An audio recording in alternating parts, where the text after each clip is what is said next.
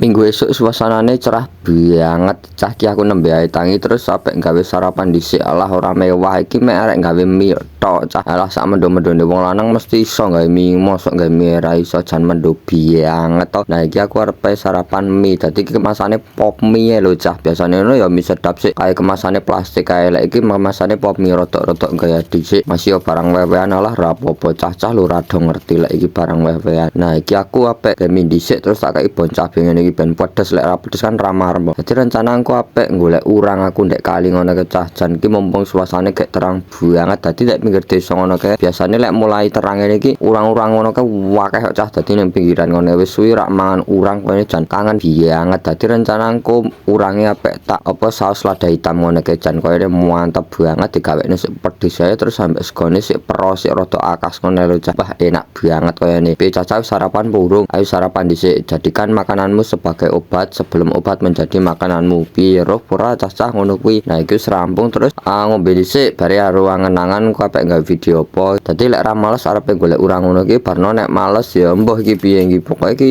ra ngerti versine iki aku lagi males lagi babut.